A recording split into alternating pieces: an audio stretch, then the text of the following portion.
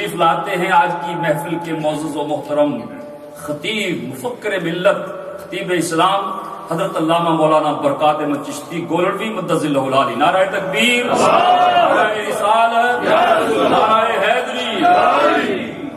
سبحان اللہ.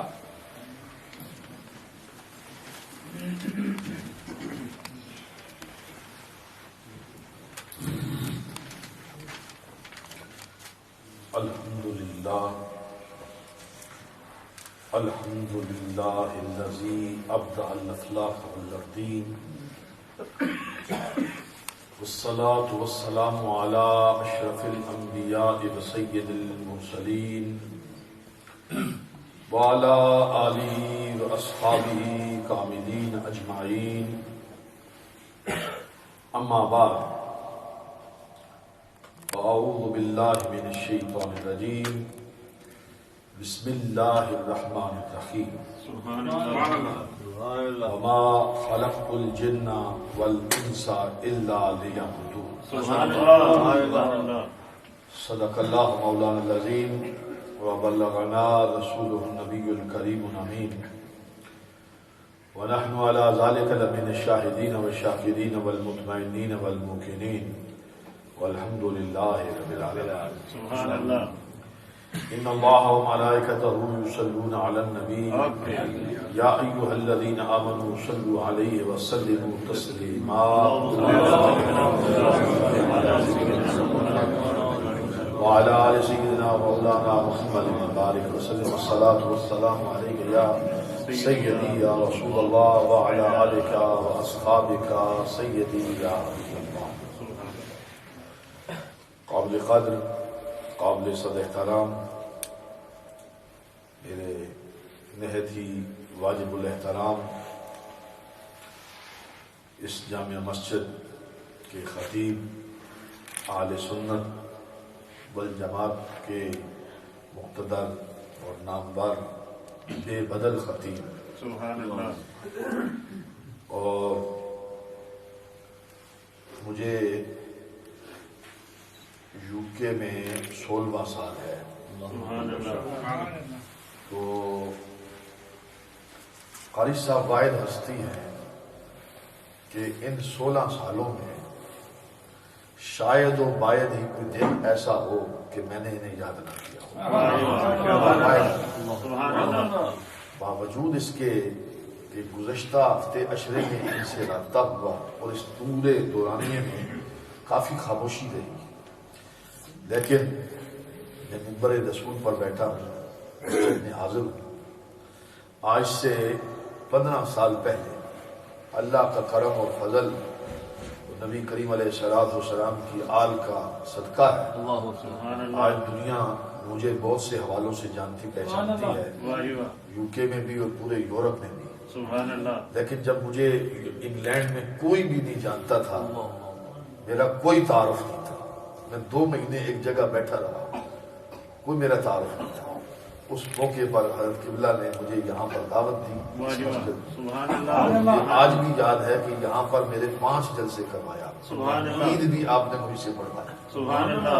اس لیے یہ میرے موثر ہیں، میں ان کی دل سے عزت کرتا ہوں. سبحان اللہ. بہت پیاری شخصیت ہے. سبحان اللہ. عالم ہونا، فاضل ہونا، بہت ساری خوبیاں ہیں، لیکن ایک اعلیٰ انسان ہونا یہ بہت بڑی بات ہے. سبحان اللہ. آپ کی اس جامع مسجد میں آ کر دوبارہ سے آپ سب سے دیکھ کر مل کر، بہت سے لوگ ظاہری بات ہے 15 سال پہلے جو 15 کے وہ آج 30 کے اور 30 والے 45 کے ہو چکے ہوں گے.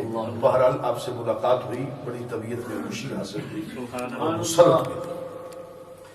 آپ کو مبارکباد ہے اس بات کی کہ آج آپ نے اس بات کا اہتمام کیا کہ مولا مرتضیٰ شیر خدا تاجدار حلتا خیبر فکر سبحان اللہ. داماد مصطفیٰ نفس رسول اس عظیم شان اسلام کی جلیل القدر ہستی کی بارگاہ میں اپنی محبتوں اور خراج عقیدت پیش کرنے کے لیے آج آپ اس اللہ کے گھر میں جمع ہیں، سبحان اللہ. جن کی بہت سی حیثیتوں پر بات کی جا سکتی ہے. میں کوشش کرتا ہوں کہ خالصتاً اس عنوان پر کہ جشن مولود کعبہ، اس پر میں آپ کی خدمت میں چند گزارشات پیش کرتا ہوں. اللہ جل وعلا شان کی تمام تعریف، تمام توصیف، تمام حمد، تمام ثنا اسی کو زیبا ہے، وہی ہماری جانوں کا، سانسوں کا مالک ہے، سمیع البصیر ہے، ان اللہ علی کل شیء قدیر کی عظمتوں والا ہے۔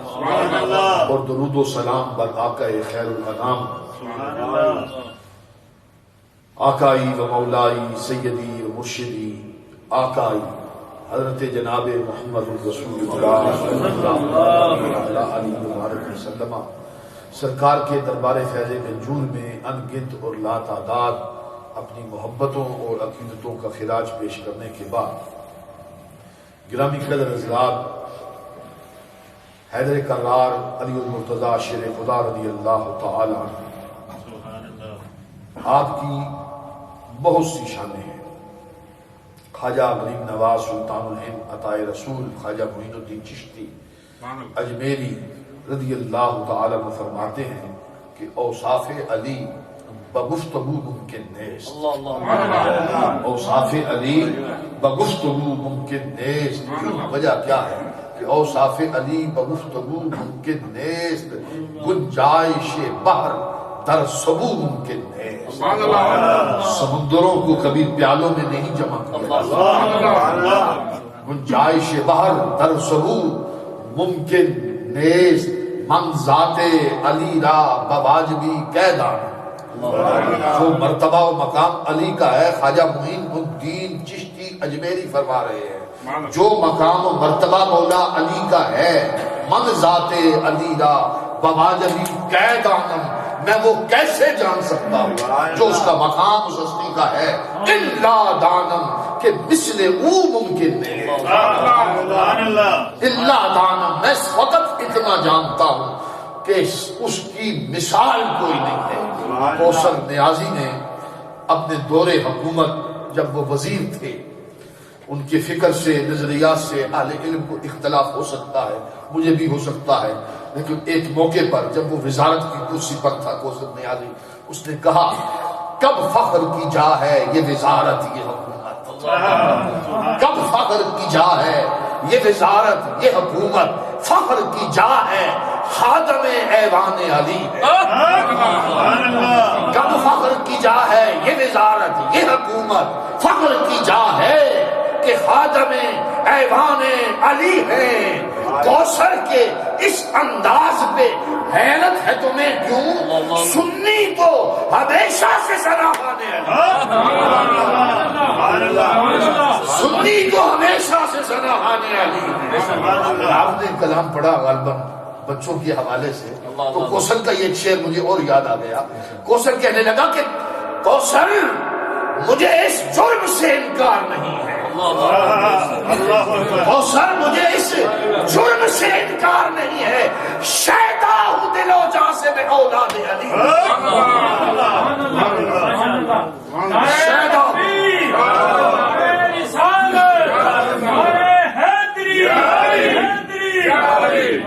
شیدا ہوں دل و جاں سے میں اولاد علی کا۔ سبحان اللہ، سبحان اللہ۔ حضرت جناب علی المرتضیٰ شیر خدا رضی اللہ تعالی عنہ کو یہ اعزاز و مقام و مرتبہ حاصل ہے۔ اہل علم کی چند باتیں، سبحان اللہ۔ اس بات پر امام حاکم نے المستدرک کے اندر یہ قول نقل کیا، اس کا ماخذ و مصدر اس روایت کا کہ حضرت علی المرتضیٰ مولود کعبہ۔ سبحان اللہ۔ اس بات کو اہل علم نے جس لفظ کے ساتھ تعبیر کیا ہے وہ لفظ ہے تواتر، کہ یہ بات تواتر کے ساتھ اہل علم، اہل اسلام میں ثابت ہے کہ حیدر کرار علی المرتضیٰ کی ولادت کی جگہ جوف کعبہ ہے۔ جوف کہتے ہیں پیٹ کو، کعبے کا جوف ہے، یہ لفظ ہے۔ اب تواتر کسے کہتے ہیں؟ تواتر وہ لفظ ہے جس کا معنی یہ ہے کہ شہرت،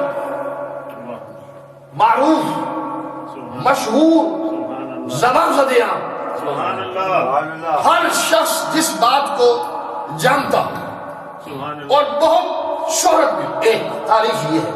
دوسری تعریف، ہر صدی، ہر قرن کے اندر اہل علم نے اس بات کو نقل بھی کیا ہو، بیان بھی کیا ہو، لکھا بھی۔ سبحان اللہ یہ بات ہے تواتر کی. سبحان اللہ اب اس پر اب آپ کو سمجھ میں آ گئی کہ یہ بات تواتر میں ہے, یہ قول تواتر میں ہے, یہ روایت تواتر میں ہے, یہ حدیث تواتر کا درجہ رکھتی ہے. یہ بات کہ کعبے میں علی پیدا ہوئے, اہل اسلام نے اس کی حیثیت تواتر کی. سبحان اللہ سبحان اللہ بات آ گئی سمجھ میں. اہل اسلام نے اس کی حیثیت, اب اس کی سند, اب اس کے راوی, اس کے رواب چاہے ضعیف ہو لیکن وہ حد تواتر کو پہنچ چکی. دوسری بات سنیے, اس پر ایک قول پیش کر رہا ہوں, نظریہ پیش کروں گا اور اس پر نتیجہ نکالوں گا سبحان اللہ کہ نہ مولا علی سے پہلے نہ مولا علی کے بعد کوئی بھی کعبے میں پیدا ہوا.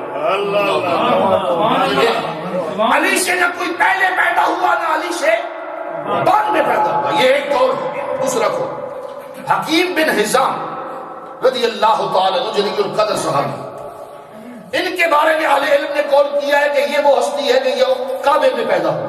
سبحان اللہ قول ہے. دیانتداری کا تقاضا یہ ہے کہ جو باتیں حقیقت میں کتابوں کے اندر ہیں اس کا تجزیہ پیش کیا جائے, یہی مقصد ہے. سبحان اللہ حکیم بن حزام کا قول, میں نے مولا علی کی ولادت کے حوالے سے تواتر رکھا ہے, وہاں بھی ایک قول ہے, اس کے اندر ذوق ہے, تجزیہ کر لیتے ہیں دونوں کی حیثیت کیا ہے. میرا عقیدہ, میرے اسلاف کا عقیدہ, میرے بزرگوں کا عقیدہ مسلکن مشربن چشتی گولوی کا, سبحان اللہ سبحان اللہ سبحان اللہ ہمارے دربار کا بھی عقیدہ, اور اہل اسلام کا. میں نے کہا تواتر ہے. علامہ عبد الرحمن جامی سبحان اللہ سبحان اللہ سبحان اللہ حضرت سید یہاں سے اگر شروع کروں, قطب عالم آیت من آیات اللہ, حضرت خواجہ خواجہ پیر سیدنا پیر علی شاہ سے لے سبحان اللہ میں بلندی تک چلا جاؤں, کہاں تک جاؤں گا, حضرت امام زین العابدین. سبحان اللہ سبحان اللہ حضرت امام زین العابدین فرماتے ہیں مجھے یہ لمحے نہیں بھولتے, مجھے یہ باتیں نہیں بھولتی, مجھے ان بیبیوں کا پیار نہیں بھولتا. وہ مکے کی بوڑھی عورتیں, مکے کی بوڑھی عورتیں, وہ ضعیف العمر عورتیں, بوڑھی عورتیں. جب میں مکے میں گیا تو ان کو پتا چلا کہ یہ حسین کا بیٹا ہے.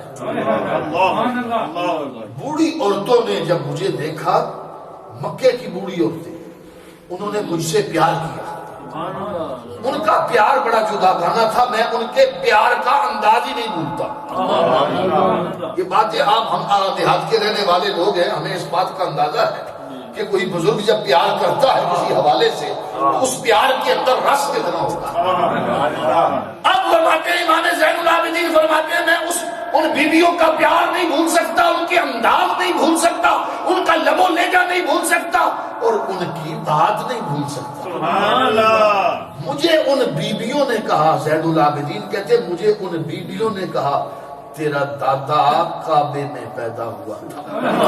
اللہ اکبر سبحان اللہ تیرا دادا علی کعبے میں پیدا ہوا تھا. علی کی ماں کی فاطمہ بنت اسد کی ہم سہیلیاں ہیں. سبحان اللہ جی جی وہ ہم سہیلیاں ہیں. یہ ایک اس کی سند کو سپورٹ کرنے کے لیے یہ بات ہے. سبحان اللہ سبحان اللہ جو امام حاکم کی جو اصل سند روایت ہے اس کو یہ بات سپورٹ کر رہی ہے کہ آج سے لے کر اس وقت تک امام زین العابدین کس کی گود میں کھیلا ہے, وہ شہید کربلا کی گود میں کھیلنے والا ہے. امام زین العابدین امت کے اندر وہ فرد ہے کہ جس کے بارے میں داتا کلمہ شریح حجویری نے کشف الموجود کے اندر فرزدق کا قصیدہ لکھا کہ فرزدق نے اس مکہ مشرفہ کے اندر کھڑے ہو کر کہا کہ جب حشام نے کہا کہ میں زین العابدین کو نہیں جانتا یہ کون ہے, تو فرزدق نے کہا تو نہیں جانتا لیکن آپ میں بتاتا ہوں یہ کون ہے. یہ زین العابدین وہ ہے جس کو حجر اسود جانتا ہے, جس کو کعبہ جانتا ہے, جس کو رکن جانتا ہے, صفا کی پہاڑیاں جانتی ہے, ہل و حرم جانتا ہے, قطر کعبہ جانتا ہے, فرش سے لے کر عرش تک سارے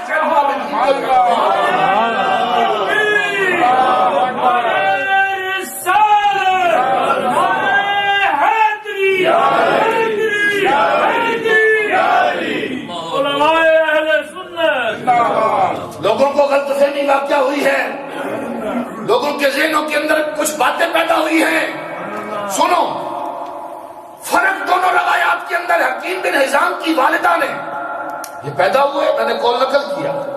حکیم بن حزام کی والدہ نے منت مانی، نظر مانی، میرے پیٹ میں جو ہے میں اس کو کعبے کے اندر جنم دوں.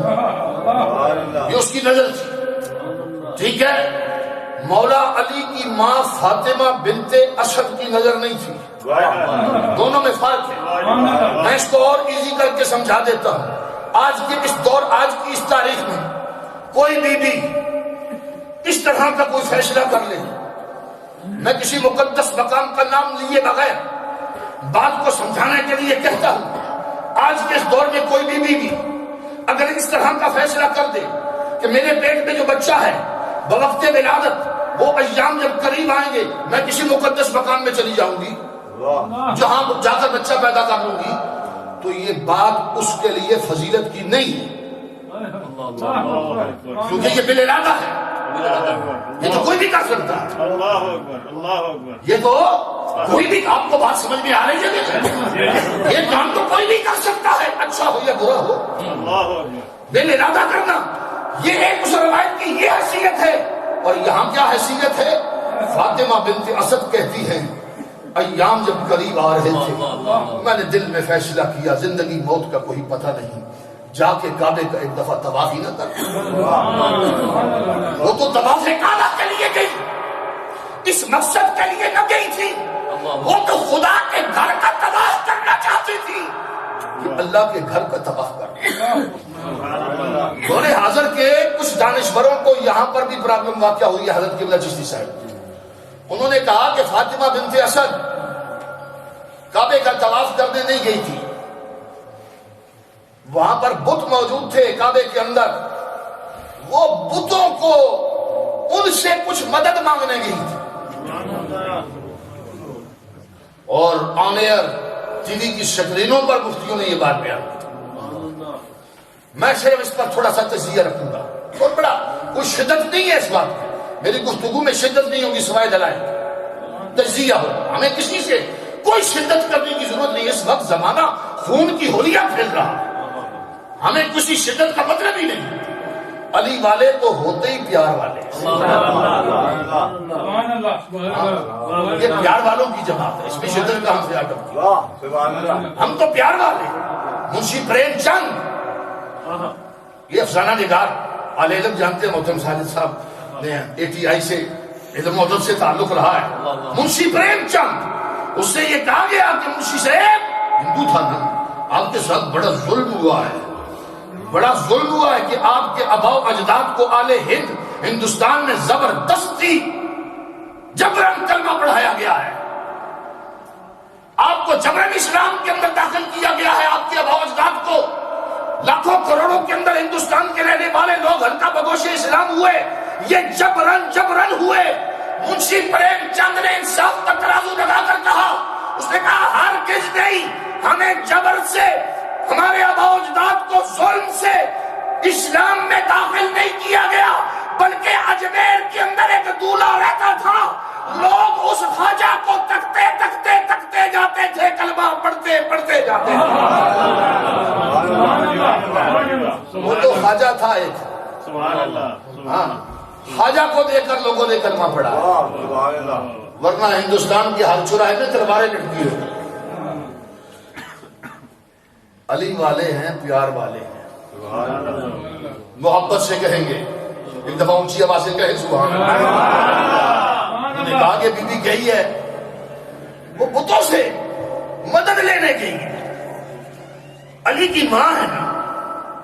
میں اس ماں پر ایک بات کہوں گا، حضور علیہ السلام نے فرمایا، حیدر کرار کی ماں کے بارے میں فرمایا، حضور فرماتے امی بعد امی، میری امی کے بعد یہ میری امی ہے. کائنات کی واحد عورت ہے فاطمہ بنت اسد، علی کی ماں، جس کی قبر میں خود حضور لیتے، حضور لیتے. اور کیا کہتے ہیں، اللہ اکبر. ایک سے بڑھ کر روایات یہاں پر موجود ہے. میں بتلانا چاہتا ہوں مائی کعبے کا طواف کرنے گئی.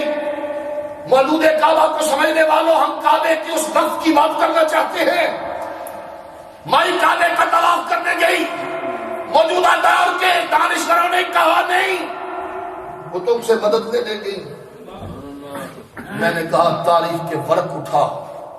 ابن ہشام نے، ابن حسان نے اس بات کو نقل کیا.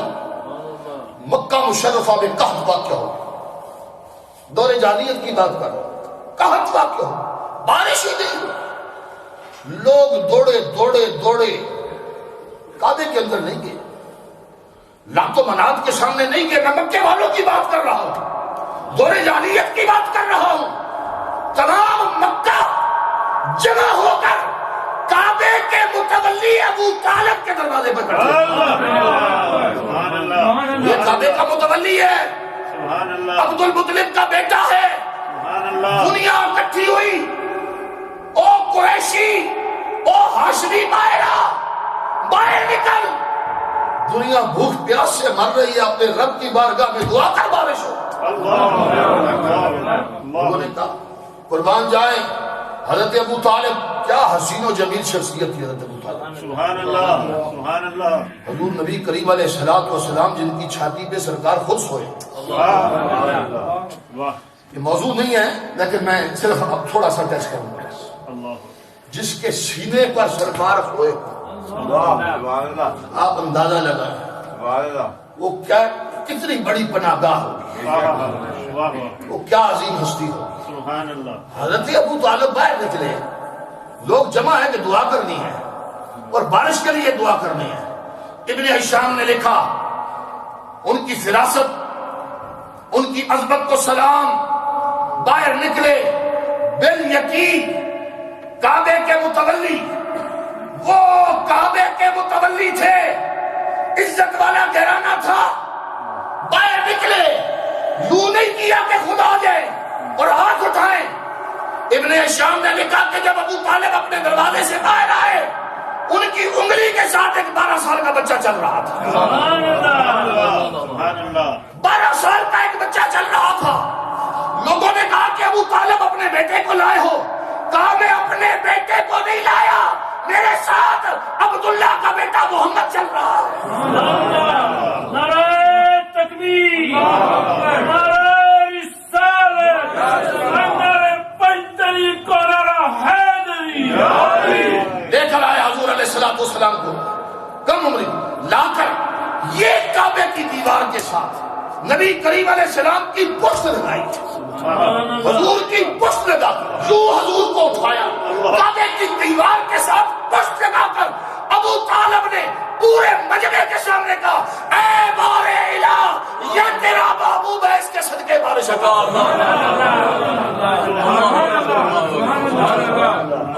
جس کے باپ کا یہ عقیدہ ہو، اس کی ماں کے بارے میں کہیں کہ وہ لات و منات کے پاس گئی تھی. میں آسان تجزیہ کرنے لگا ہوں. جب فکر اور سوچ میں کچھ گڑبڑ ہو جائے تو پھر تحقیق کے دائرے بدلتے ہیں، پھر قلم تب بدلتا ہے اور قلم کو ٹھوکر لگتی ہے. اگر محبت کی اینک لگا کر ان کتابوں میں پڑھو تو خدا کی قسم جو میرے خواجہ نے کہا ہے نا کہ اوصاف علی و گفتگو ممکن ہے. اس گھرانے کی تو بڑی شان ہے، بڑا مقام ہے اس گھرانے. آپ لوگوں نے کہا کہ یہ تم نے ثابت کر دیا، یہ ثابت ہو گیا کہ مولا علی کعبے پہ پیدا ہوئے. فضیلت کی بات، میں نے کہا فضیلت ہے. عظمت کی بات، میں نے کہا عظمت کی ہے. کہا اگر یہ ثابت کرتے ہو تو یہ پوری ثابت کرتے کہ حضور علیہ الصلوۃ والسلام کعبے میں پیدا ہوئے. اگر یہ بات فضیلت کی ہے، یہ بات فضیلت کی ہے، شرف کی ہے، جہاں اللہ کریم نے حضور نبی علیہ السلام کو کل شرف عطا فرمایا. الیوم اکملت لکم دینکم واتممت علیکم نعمتی. ہم نے کل کی کل نعمتیں محبوب تجھے عطا کر دی. قرآن ہے. یہ شرف حضور کے لیے کیوں نہیں ثابت کرتے؟ سوال قائم ہوا یا نہیں ہوا؟ بولیے نا، سوال قائم ہوا. یہ شرف حضور کے لیے ثابت کیوں نہیں کرتے؟ بس اس کا مختصر سا جواب.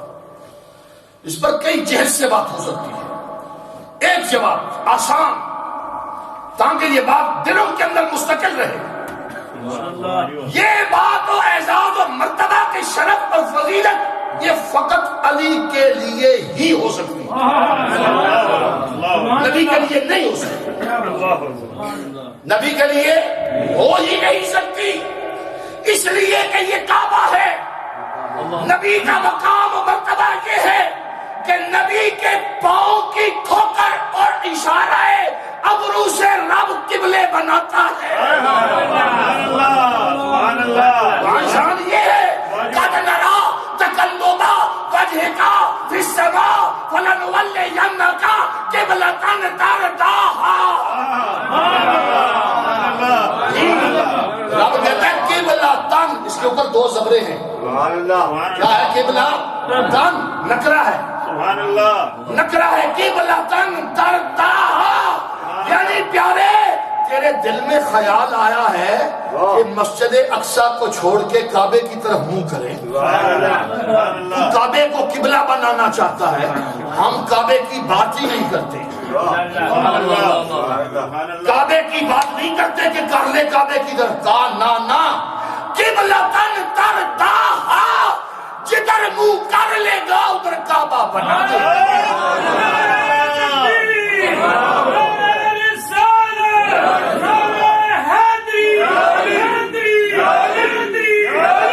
اس لیے یہ فضیلت مولا علی کی ہے، یہ فضیلت کس کی ہے بولو؟ مولا علی کی فضیلت ہے، شرف ہے، اس پر بڑی باتیں میں اشارے اگر کر دوں اگر اجازت ہو جائے، میں آگے جانا چاہتا ہوں لیکن یہاں پر میں کو چار اشارے کرنا چاہتا ہوں۔ اہل علم نے لکھا ہے کہ نبی کریم علیہ السلام نور ہیں، حضور کا وجود حقیقی نور ہے، کیا بولو؟ سنت کا عقیدہ ہے، موضوع نہیں ہے میں نے اس پر دلائل دینے ہیں، میں نے بات کرنی ہے ابھی، دلائل کے لیے تو موضوع ہوگا تو دلائل دیں، یہ بات ذہن میں رکھیں، میں نے بات کرنی ہے، حضور عقیدہ بیان کرنا ہے کہ حضور کیا ہے؟ نور ہے، حضور کی حقیقت نور ہے، لباس بشریت عطا کیا گیا ہے، دنیا میں بشر بن کے آئے، لباس بشر کا پہن کے آئے، حضور علیہ السلام کا وجود اقدس مٹی سے بنایا گیا ہے، چونکہ اس دنیا میں آئے، مٹی لگی ہے، لگی کدھر کی مٹی ہے؟ حضور کے وجود کو کون سی مٹی لگی ہے؟ دل اتفاق کی امت، میرے آقا میں بھی پیدا ہوا ہوں، آپ بھی پیدا ہوئے، ہمارے جسم کو مٹی لگی ہے یا نہیں؟ بندہ جہاں دفن ہوتا ہے لوگ کیا کہتے ہیں؟ پہنچی مٹی جہاں کی، جہاں کا حمید، یہ کہتے ہیں یا نہیں؟ اور ہاں بالکل حقیقت ہے، قاعدہ ہے، یہ قاعدہ ہے، اصول ہے، حدیث ہے، اس پر نبی علیہ السلام نے کی، سرکار نے فرمایا ہے کہ بندہ وہاں پہنچتا ہے، اس کی مٹی وہاں پہنچتی ہے جو اس کی حقیقت تھی، جو اس کی جڑ تھی وہاں پہنچے۔ اور اہل علم کا اتفاق ہے کہ حضور علیہ السلام کا وجود اقدس لباس بشریت جس مٹی سے بنایا گیا تھا وہ جوف کعبہ کی تھی، وہ جوف کعبہ کی تھی، کعبے کی تھی۔ کوئی نسبت نظر آئی ہے علی میں اور نبی میں؟ یہ کوئی بات ہے یا نہیں ہے؟ میں نے پہلے ایک جواب دے دیا ہے، ایک جواب میں نے اور دیا، یہ دوسرا جواب دے رہا ہوں، وہ پہلا جواب اور ہے، یہ دوسرا جواب ہے کہ یہاں تو معاملہ ہی مختلف ہے کہ نبی کے وجود کو جو مٹی لگی ہے وہ ہے ہی جو ہے کعبہ کی مٹی ہے۔ اب قاعدہ تو یہ ہے کہ جہاں کی مٹی ہو وہی دفن ہونا چاہیے، تو قاعدے کے مطابق تو حضور کا گنبد، حضور کا مزار پر انوار، آپ کا لحد، آپ کا مرکز منور اور تربت منور کعبے کے اندر ہونی چاہیے۔ قاعدہ ہے یا نہیں؟ قاعدہ تو یہی کہتا ہے، لیکن وہاں نہیں ہے، مدینہ میں ہے،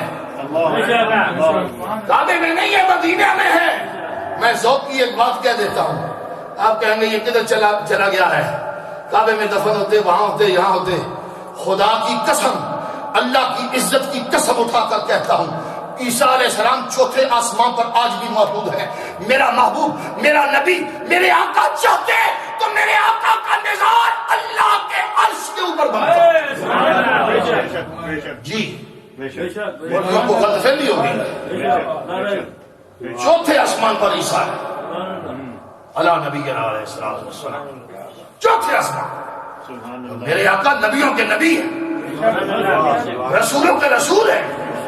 سرکار کے مقام و شان و مرتبہ تو یہ تھا، چوتھا نہیں، ساتواں نہیں، اللہ کے عرش کے اوپر روضہ رسول سجدہ تھا. سبحان اللہ. ہوا کیوں نہیں؟ ہوا اس لیے نہیں کہ میرے آقا رحمت عالم ہیں، سرکار نے امتیوں میں رہنا پسند کیا ہے. حضور نے ہم غریبوں میں رہنا پسند کیا ہے. ہاں جی، یہ دلیل ذہن میں رکھو. مولا کائنات کی ولادت کعبے کے اندر ہوئی. حکیم بن نظام کا قول سامنے رکھ کر بالاتفاق بات ہے، آپ کی والدہ ہر ماں جب بچہ پیدا کرتی ہے، جہاں جگہ جس جگہ پیدا ہوتا ہے، جو بچہ ہوتا ہے وہ ملوث ہوتا ہے، آلائش سے ملوث ہوتا ہے. مولا علی کعبے میں پیدا ہوئے، نہ علی کی ماں ملوث ہوئی، نہ علی ملوث ہوا، نہ وہ جگہ ملوث ہوئی. سبحان اللہ. کوئی بات آپ سمجھ گئے، میں زیادہ کھولنا نہیں چاہتا. بالکل پکی دلیل لے لے، دلیل لے لے. حضور نے فرمایا، اور قرآن کی ایک آیت بھی ہے، سرکار نے فرمایا اے علی تیرے اور میرے سوا حالت جنابت میں کوئی مسجد میں نہیں آ سکتا. جنابت کیا ہے؟ بالکل اشارہ، وہ کیفیت، وہ حالت جب بندے پر غسل کرنا واجب، غسل کرنا کیا بولو واجب ہو جائے، کوئی شخص بھی مسجد میں داخل نہیں ہو سکتا. لیکن کہا علی تو بھی آ سکتا ہے، نہ بھی جا سکتا. اب نبی کی بات تو سمجھ میں آتی ہے کہ نبی کو جو استثناء حاصل ہے یہ تو سمجھ میں آتا ہے. نبی کی شان تو یہ ہے کہ یا ایھا المدثر قم فانذر وربک فکبر وثیابک فطہر. نبی کی شان ہے جس کے وجود پر مکھی نہیں بیٹھتی.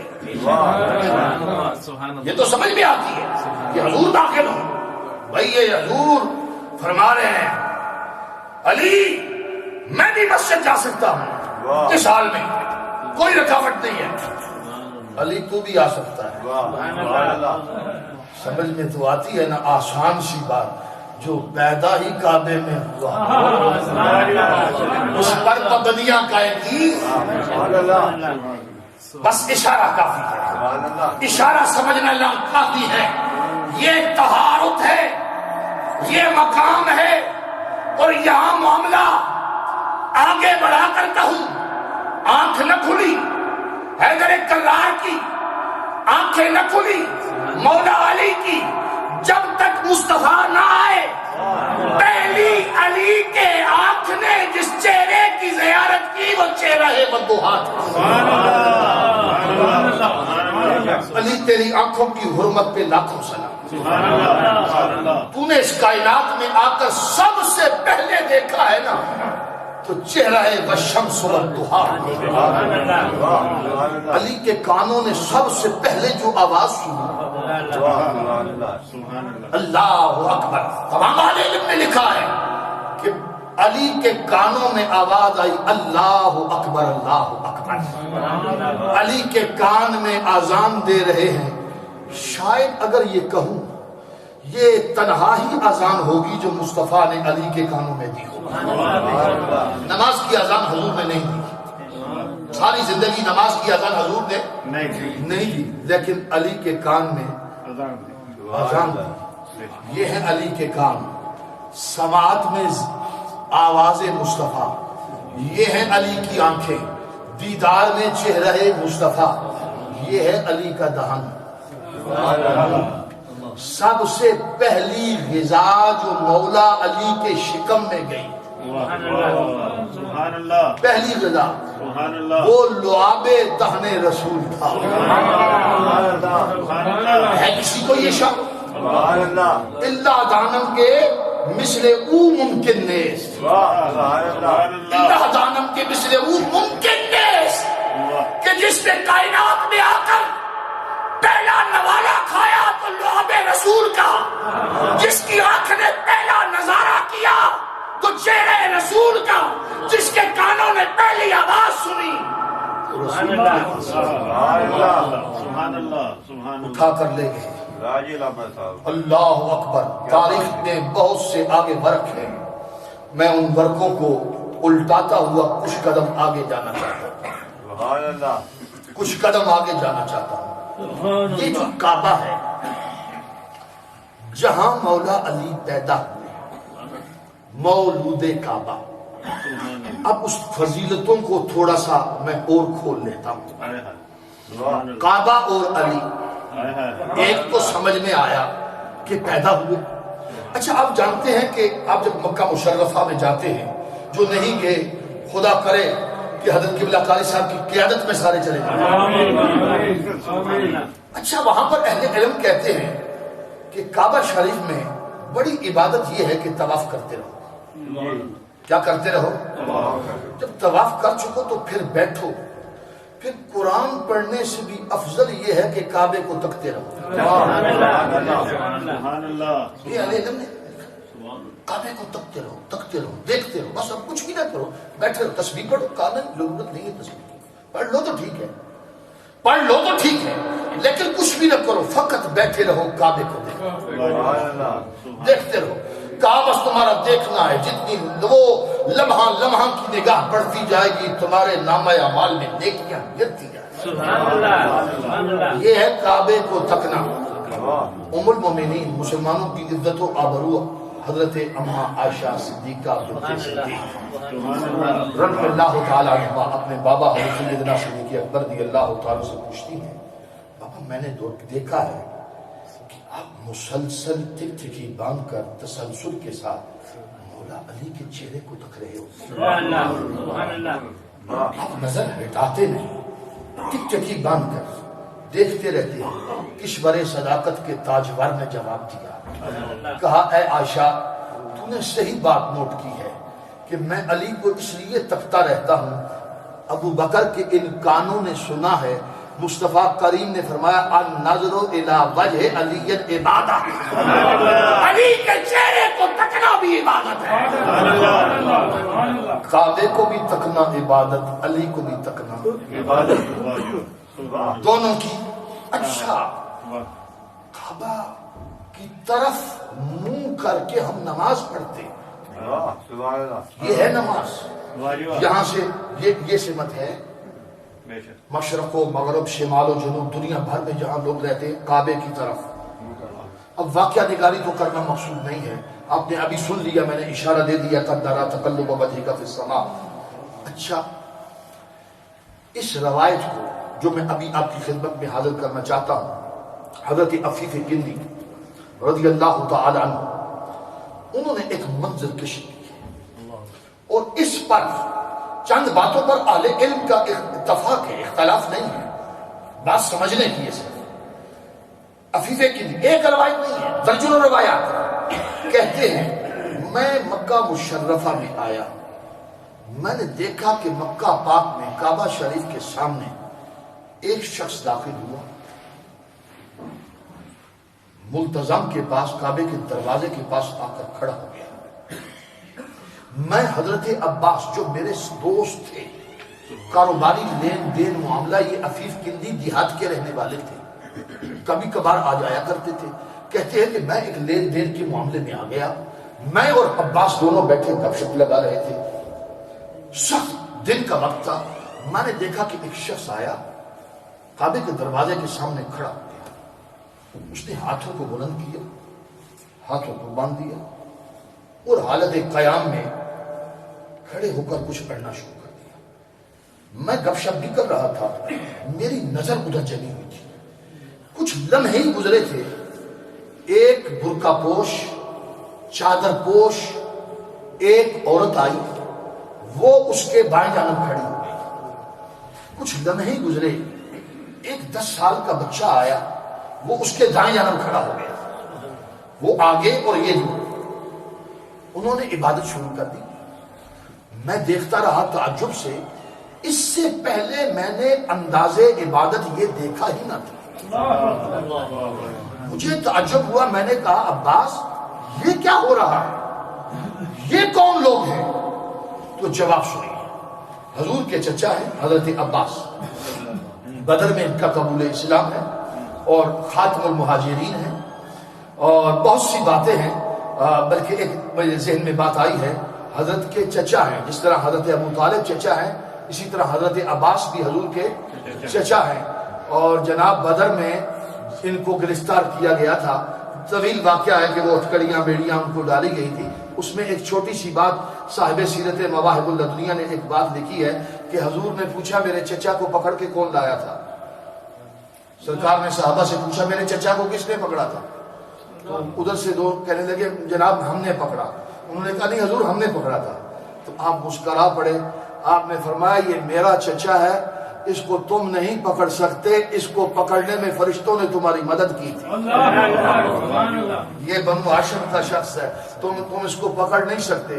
اور یہاں پر انہوں نے لکھا کہ حضرت عباس جب گھوڑے پر سوار ہوتے تھے، گھوڑے پر جناب گھوڑے پر جب سوار ہوتے تھے تو آپ کے پاؤں کے تلوے، آپ خود گھوڑے پہ ہوتے تھے تو پاؤں کے تلوے زمین پر لگتے تھے. جی حضرت عباس، یہ وہی معاملہ ہے نا جن کو کرتا بھی دیا گیا تھا ان کی قد و قامت. یہ میں نے بات کی. حضرت عباس بیٹھے ہوئے اور عفیف کندی گپ شپ، انہوں نے منظر دیکھا. اب جواب سنیے. حضرت عباس کہنے لگے عفیف بات یہ ہے اس وقت اس آسمان کے نیچے اس مذہب و دین کے یہی 3 آدمی، بس اس میں نے بہت کچھ کہہ دیا. سبحان اللہ سبحان اللہ. اس وقت آسمان کے نیچے اس دین اور اس طریقے کے یہ 3 ہیں. کہا یہ ہے کون؟ کہا وہ ایک میرا بھتیجا ہے محمد بن عبداللہ، اور وہ دوسرا جو چھوٹا بچہ ساتھ کھڑا ہے وہ بھی میرا بھتیجا ہے، وہ علی بن ابو طالب ہے. اور یہ جو تیسری ساتھ عورت کھڑی ہے یہ اس کی بی بی ختیجہ ہے. اب اس نے جو جملہ کہا، اس نے کہا اگر اس دن میں اسلام قبول کرتا تو چوتھا میں ہوتا. بات آپ سمجھ گئے نا؟ اس نے کہا چوتھا میں ہوتا. اب اس بات سے آپ نے بہت سی باتیں سمجھی. میں نے ایک بات سمجھی ہے جو کعبے میں پیدا ہوا تھا وہ کعبے کا اس امت کا پہلا نمازی بھی وہی تھا. سبحان اللہ. اس کعبے کا پہلا نمازی وہی تھا، کعبے کا حق ادا کرنے والا بھی وہی تھا. اور بات کو یہاں پہ اب میرے خیال میں بہت لمبی بات ہو جائے گی، ختم کیے دیتا ہوں. وقت آ گیا، میرے مصطفیٰ کریم علیہ الصلوۃ والسلام ہجرت کا سارے معاملات طے ہو گئے، فتح مکہ کا موقع آ گیا. 10,000 صحابہ کو لے کر حضور علیہ السلام مکہ میں جب داخل ہوئے، اور اس شان و شوکت و شکوہ کا کیا حال تھا جب سرکار مکہ میں داخل ہوئے تھے. اور پھر سرکار نے اس وقت جو کچھ فرمایا، جو کرم نوازیاں اور سخاوتیں برتی، اس کے ساتھ ساتھ کعبے میں آج داخل ہو رہے ہیں، کعبے کے اندر داخل ہوئے ہیں، بتوں کو توڑ رہے ہیں، ایک ایک بت توڑ رہے ہیں، ایک ایک بت کو توڑا. بلندی والے جو بت تھے، مصطفیٰ کریم نے کہا علی تو ادھر آ. حضور نے مولا کائنات کو اپنے کندھوں پر اٹھا لیا. سبحان اللہ. اب میں ایک جملہ کہوں گا. قرآن کہتے ہیں انت ہیرا بیتی للطائفین والعاکفین. اہل علم نے لکھا ہے کہ کعبے کی طہارت پر حضور کو اللہ کی طرف سے مامور کیا گیا تھا. انت ہیرا بیتی للطائفین والعاکفین والرکع السجود. یہ قرآن انت ہیرا کا اولی مصداق اور اس کا مامور من اللہ حضور کی ذات اپنی ہے. کعبے کی طہارت کا جب وقت آیا، گنتی حضور کی تھی، غور نہیں کیا. کتنے جانے سب 10,000 تو تھے، خود کھڑے ہوتے باہر دروازے پر، 10-20 کو اندر بھیجتے جاؤ صفائی کر کے آؤ. بات سمجھ نہیں آئی؟ 10-20 کو اندر بھیج دیتے جاؤ صفائی کراؤ، خود تشریف فرما ہوتے، لوگوں سے بیٹھے لیتے، لوگوں سے معاملات کرتے. نانا سارے باہر تھے، اندر نبی تھا، علی تھا. سبحان اللہ. جی لوگوں نے آسان سمجھا ہے، یہ اندر نبی تھا اور علی تھا. وجہ کیا تھی؟ وجہ یہ تھی کہ اس دین کی، اس کعبے کی طہارت کے لیے اللہ نے آپ کو مامور کر رکھا.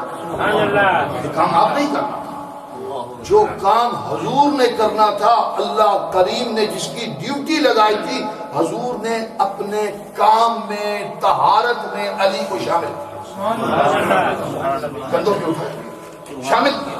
جب نیچے اترے تو اب سارے رشک تو کر رہے تھے نا کہ علی آج کہاں کھڑا ہے، آج اس سے بلندی کے تو پوچھا علی کتنی بلند جگہ پہ کھڑے تھے، کیسی رفت و بلندی تھی، یہ شان کتنی تھی، کتنے اونچے ہو گئے تھے؟ کہا اگر چاہتا تو عرش کے پائے نہ پکڑ لے، عرش۔ میں بہت ممنون ہوں، بہت سی باتیں اس ذمن میں کی جا سکتی ہیں، میں نے فضائل علی، آپ کی شجاعت و بصالت و بہادری، سخاوت، علم، یہ سارے موضوعات ہیں، میں نے کچھ نہیں چھیڑا اس پر، صرف علی اور کعبہ کے حوالے سے چند باتیں میں نے آپ کی عرض کر دی ہے۔ میں بہت ممنون ہوں کہ قاری صاحب کا انشاءاللہ یاد زندہ صحبت